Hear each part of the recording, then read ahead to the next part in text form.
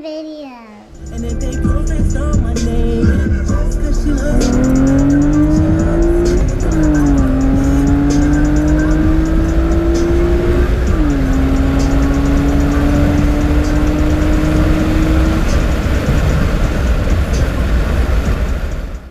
Alright, what is up guys? Welcome back to the channel, HalferLand Performance or HalferLand Videos. First, I want to announce the contest winner for guessing the price for the track car that I bought the car for. And the winner is Chris Harris. Chris Harris came in at $150, and the price I purchased the car for was $100 even. So smoking fucking deal, you guys. I couldn't pass it up. I was looking for different cars, something like a lighter chassis, like a Integra or a Civic or something like along those lines. I do have another car in the works that is going to be like a super ultimate surprise, because it's going to be a pretty unique build, and actually it's going to be a very unique build that I guarantee you've never seen before. That is not going to be anytime soon, but excuse me, I wanted to announce the winner in the beginning of the video, because I know a lot of you guys don't watch to the end. So once again, the winner is Chris Harris with $150. Chris, if you could, please email me at halferland@gmail.com with your PayPal information, and we'll send you over the $10. Alright guys, thanks for watching as always, and enjoy the video. What is up guys? Welcome back to the channel, HalferLand Performance, HalferLand Videos. Today, I'm really not sure what I'm gonna film. I'm just trying to update you guys because, like I said before in my last video, it's been a crazy past couple months. What I have not done in a while is ride my bike. I gotta go to my homeboy's house, so I figured I will take the good old Cowie out. If you've never seen this my bike before, or if you're not familiar with any of my old videos, you can go back and check before I got back into cars. So it kind of went like this. It was kind of life is kind of cyclical, man. What I mean by that is that it goes in basically circles. So I was heavily into cars. I loved the Accord. I was modding it forever. Then me and my buddy, we got bikes, and it progressed to that. So I went back into bikes, and then I went back into cars. I missed the car a lot, so I went back into it. But anyways, this is my 06 Kawasaki ZX10. It has a fully rebuilt OEM, not built, but rebuilt motor, so it's a fresh motor. The heads were decked. It's running a little more compression. It has a Yoshi headers to a custom just dump right here. It does have extended swing arm. It has the Myrtle Beach, or the Myrtle West, I'm sorry, the Myrtle West extension blocks. It's really not extended that far. As you can see, it's maybe about 6 inches. I don't like the super stretched, but what I was trying to eliminate was doing massive wheelies when racing, because I did quite a bit of racing, as you'll see in like my past videos. So she did end up dynoing about 160/75, so 160 horsepower to the wheels, and about 75-78 wheel torque. There was actually, I had a ignition issue. It was cutting out. The ignition was cutting out. So my tuner, Eric at Proven Power, if you guys have a bike and you live in Tampa, you probably know Eric. He is one of the best, if not the best, tuner in Florida or the nation for any bike. They also do different bike builds and stuff like that. Personally, of course I did all my build myself on the bike. But if you needed help, Eric is a great guy to go to, and so is Proven Power. His brother Daryl does the car side of things. So Daryl tunes, they build cars, they do a lot of case swaps. They do just some awesome shit there. But anyways, getting into this again, there was an ignition cut, so we didn't feel safe adding more timing to it, obviously, because first off, it wasn't taking it.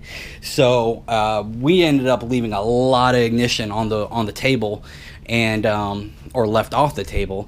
So this bike, I would say conservatively, should have about 170 and about 78-80 wheel torque. 80's pushing it, but definitely it's already there. It's already like 75-76 wheel torque. So there's still a lot left in it, but honestly, the way it rides, the way it drives, I really don't need any more. I mean, I beat a lot of newer, faster bikes with this thing at the power level it's at. It just performs very, very well. The power band is very broad. Just love the bike. So let's get going. So outside of that, it has LED turn signal lights, as you can see there. They are LED. Has HID, I believe 10K HID lights. As you can see here, it has the reflective around the rim, whatever that is, but it does have Zx-10 front rotors, so it's a Kawasaki ZX10 I'm sorry, calipers. It has very, very expensive Galfer rotors on the front and the back. Once again, it has ZX10 rear caliper, basically integrated tail. Not too much. This is just a voltmeter right here, so you can see here, just voltmeter, that's all. Nothing special there. It does have a zero gravity extended like cruising windshield, which really was up to here. It looked like shit, so I trimmed it down a little lower, but that is very nice when you're doing 180 to tuck behind and not feel like you're gonna get thrown off or pushed off the bike.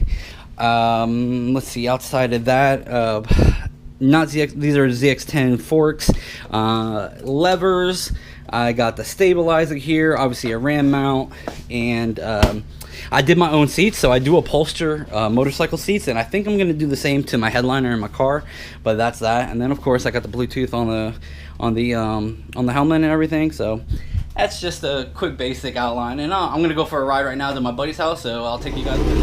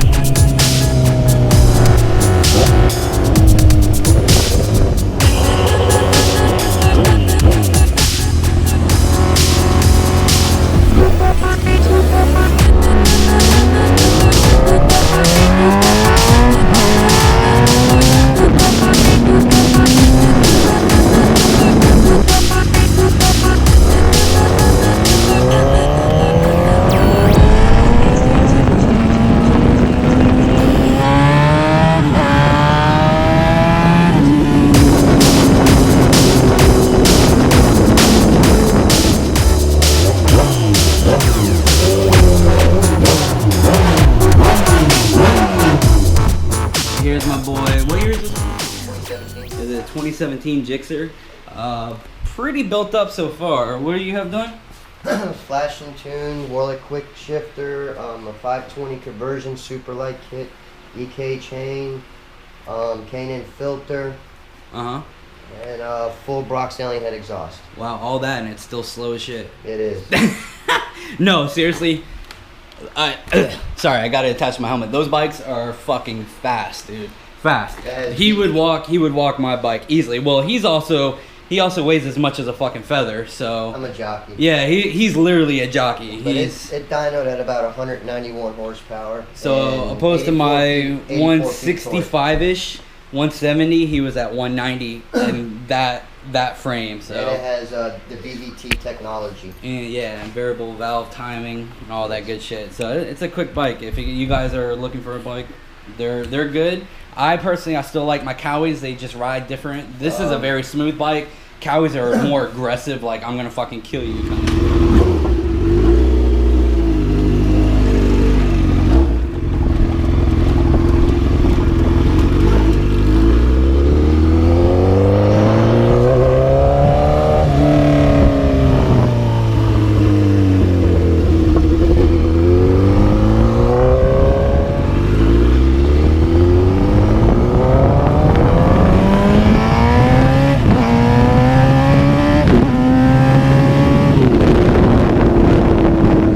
Alright guys, I am back, and next thing up is going to be ported runners. So I want to give you guys a couple tips. Obviously I can't give away all the beans because there are some things that I do to make my runners or our runners stand out above others. First thing I'll do, the first tip I want to give you guys is to use the gasket and literally gasket match the runners. So as you see, you line them up with the holes. Even if you have bolts that will go into those holes right here to help align it and keep it steady, then what I do, I take a marker, and what I prefer to use is our paint markers. So these are paint markers for like I believe they were being advertised for tire, like to color your tires or whatever. And I found that they actually work extremely well on like any type of metal, especially when you need to mark and cut it. And that's what I used for my turbo kit to help mark everything. So you set the damn thing on there. Hold on a second, let me revamp here, put this on my head.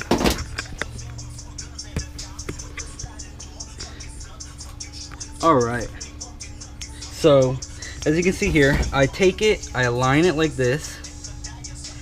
And you can see I already did it because it's pretty much damn well gasket matched. But you line it up like that, make sure all the bolt holes are lined up, and then you just hold it down. I take it, I'll trace an outline, and then that's how I'll get my gasket match.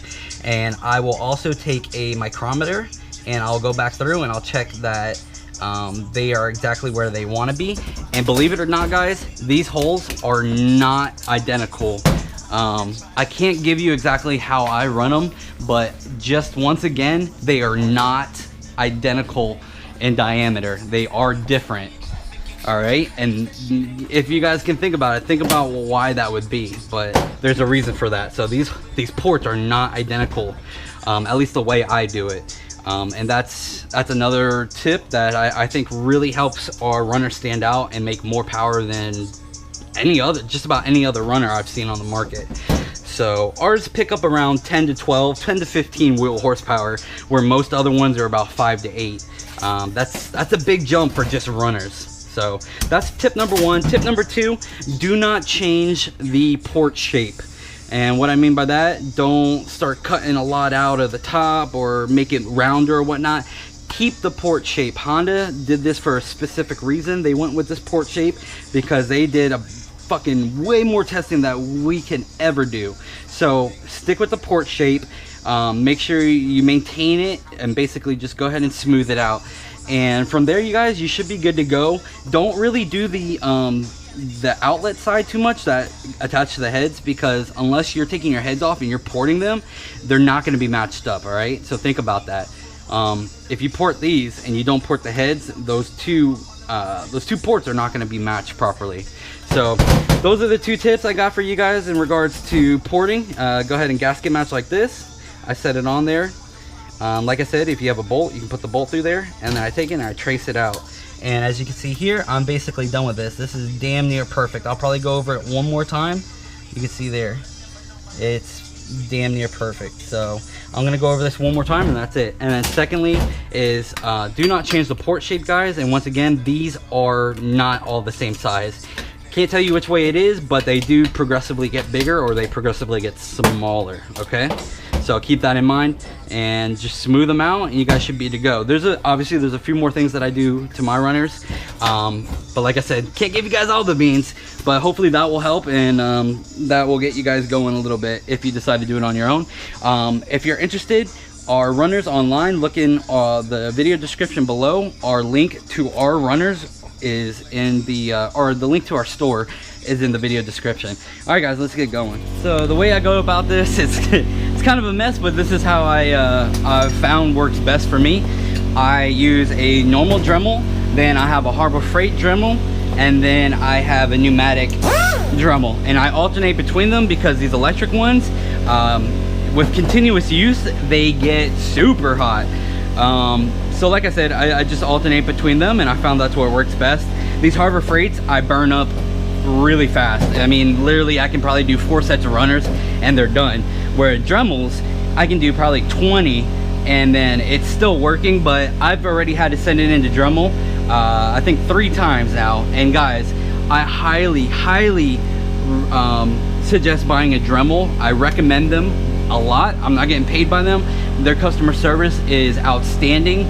You let them know what the issue is. They said send it in, so all you have to do is pay for shipping there, which is like $5. They fix it, they send it back with a whole list of all the new parts they put in to fix it, and you don't have to pay return shipping. So I prefer Dremel, and I actually have a couple of them. I need to get the other one out real quick. And I prefer to eat away with the 80 grit.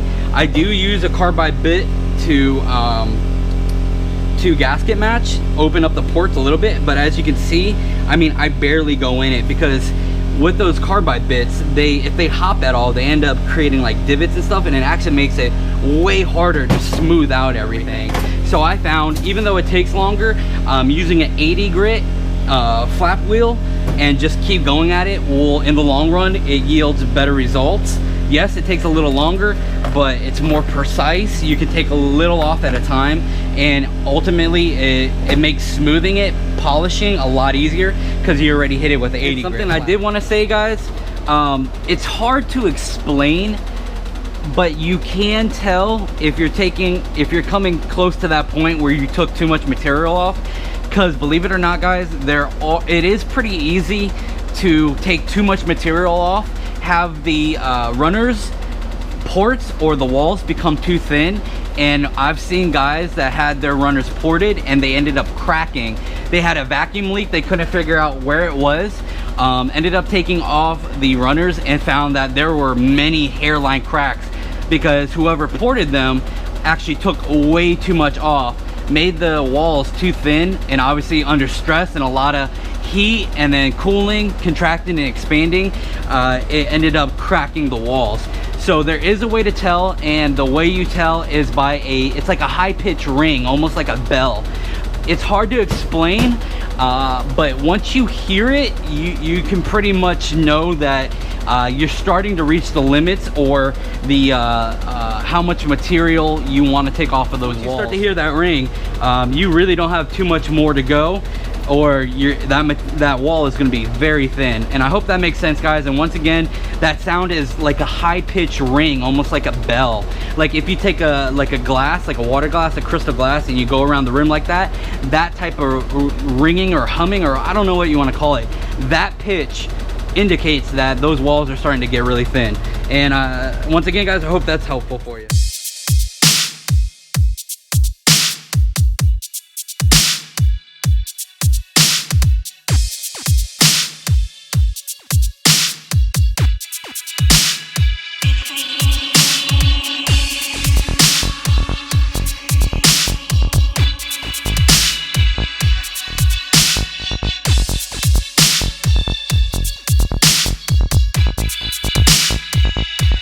So here's a little bit of what I was talking about with Dremel. So I sent this in to get fixed up. They sent it back. It looks freaking brand new, man. It looks like they put a new cord on it. I don't know what they did. Like I said, I got the invoice, but look at that. It's like a brand new Dremel. I love these guys. Love the company, highly recommend. All right, so this is basically one of the ports done. Hopefully the video camera picks it up well, or the GoPro, but that is one port. Obviously it needs to be polished and smoothed out. It's going to get smoother, a lot smoother, because that's just the 80 grit right there. So I still have a 120, a 240, 320, and like a 420 or something like that left.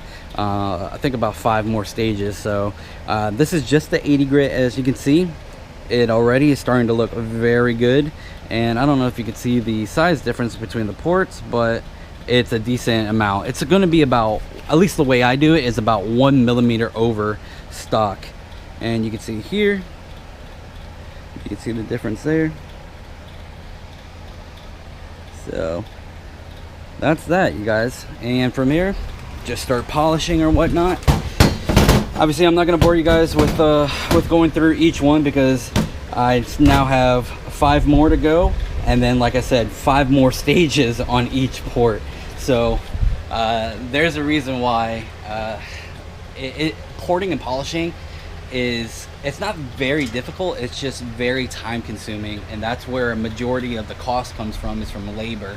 If you take a look at my store and then you compare it to other companies that port and polish and offer runners or whatnot, and then you look at the quality that they have, you'll see why the price is so high. And like I said before, my prices are basically unbeatable, untouchable, because with the amount of work that I put in and the quality of the runners, you can't beat it for the price whenever I'm coming in actually lower than what other guys do for a lesser product, if that makes sense.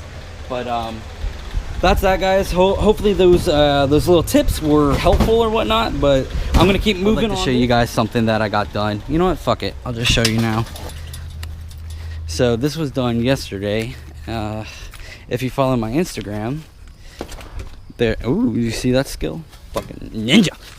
Anyways, if you follow my Instagram, there was a massive box in my living room, and now you'll see why. Here she is. Look at that bumper. That fitment is damn near perfect, you guys. Look at that. That is an eBay bumper, you guys. eBay. Look at that fitment. That fitment is like perfect. So you come down here. Look at that. You got the exhaust cutouts. I'm actually very impressed with the fitment. Look at that. That's like, it's like perfect. It's perfect. So I don't know what to say there. I will, if you guys are interested, let me know, and I'll send you the link to which one it was that I purchased, because I actually have a link for this, guys. Freaking people are blasting me on my my Android touchscreen video. They keep asking me for the damn link, and I'm like, guys, I don't have it. Literally, I found it on eBay. The guy said if we go on just PayPal, because he will save on the selling fees. He said if we go on PayPal, he'll do it. So I literally don't have the link to it because it never registered in my eBay, because I didn't buy it off of eBay. But if you just go under, search 0307 Accord Android, you don't even have to put radio, just put Android, and all the different ones come up. They're basically all the same hardware with different software, because each time I bought one, remember I bought 3 of them because they all had issues until finally I came up with this one, the only one that didn't have issues. So like I said before, test it, test it, and if it has any issues, send it back. But that was the 3rd one, and each one I purchased all had different software. Each one looked different, so that's why I keep saying, like, they're gonna be different no matter what. So I don't even know what I can provide besides the 0307 Accord Android. That's it.